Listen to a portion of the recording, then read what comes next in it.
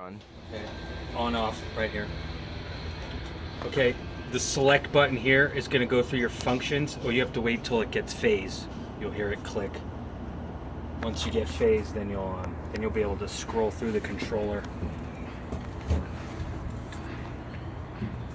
Okay, there it is. There's the set. Yeah, so here's your select. There's your high pressure. That's where your high pressure is.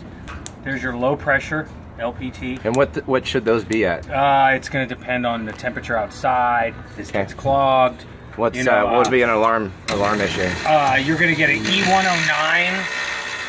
E109. Here's all your alarms. Right. And this will tell you basically. So if you get like an E109 low pressure false, you're either out of refrigerant, or behind this panel here, there's an expansion valve, and it's got it's a coil, and it's got a nut right here, and you just can, if you loosen that up, you'll hear it. It'll run. And that's by taking that coil off, you're opening the valve all the way. And then what happens after that? You're just gonna have to run it like that. You can kind of slowly throttle it in until the ice ball here starts deteriorating. Okay. And your low pressure transducer is running 1 minus 8, 10 around there. Okay. Once it gets to temperature. To see the alarm, you're gonna this down arrow will go to your alarm. See how the little LEDs illuminate, and it says good, 0 of 0. So that is gonna tell you 107. Your discharge gas is high, and all this stuff it's very complicated. It's very complicated. It's not what it is. You know what I mean? So it's gonna be fine. Certain people understand it. The thing you're gonna want to watch out for is the coil getting clogged. You're gonna have bubbles in there in that sight glass. Don't worry about that. It's just this thing is gonna run into a vacuum, and that's gonna tell you a couple different things. Okay, so let's do a temperature adjustment. Okay, so you want to turn it on. It's safer to wait till the phase, because if you don't check the temp by the time the phase clicks on, it'll just go back to 0. I mean, it just won't do anything. So you wait till that phase, you'll hear it click. It's all right here. Yeah, I just heard it. So set, and it's flashing. So say we want to change it to 33. Scroll down, 33, enter to lock it in. Now your set point 33. This is your supply air is 41.5, and your box temperature is always your return air. So your box right now is at 64.8 is your temp inside, is what you would go off of. So the 6 in the beginning doesn't mean anything? No, I've never seen that. Is that a bad LED maybe? I think so. I've never seen that. Because yeah, we were running 3 digits and we're like, oh, that's weird. Yeah, I've never seen that before ever. Okay. So yeah, so say we want to take it back to 34. Set 34. Enter, and you'll see it lock in.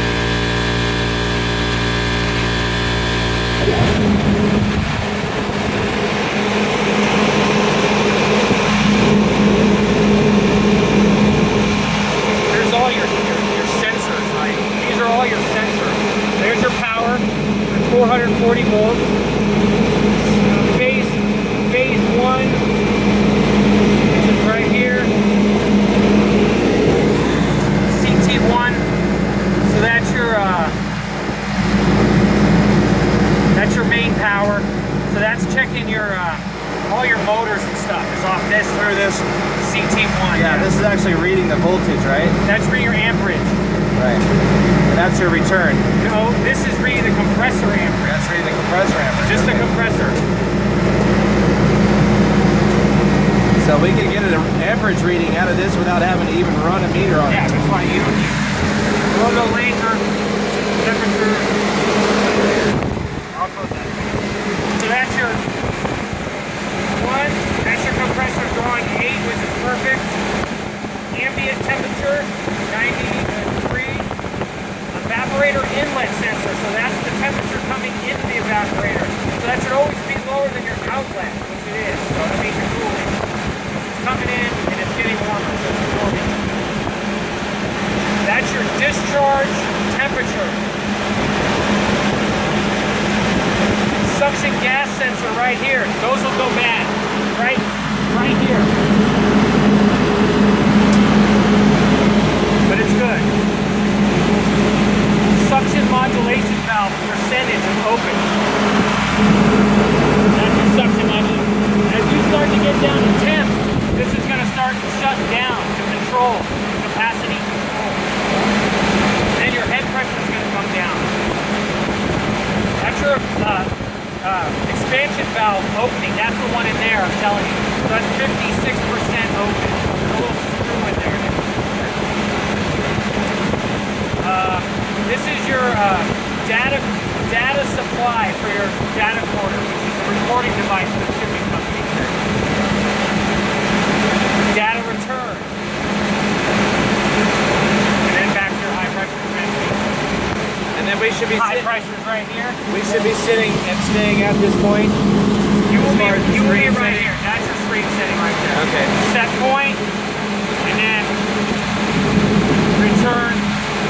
It's going to stay on supply though, because this supply is going to maintain at 34 degrees. It's going to hold it there.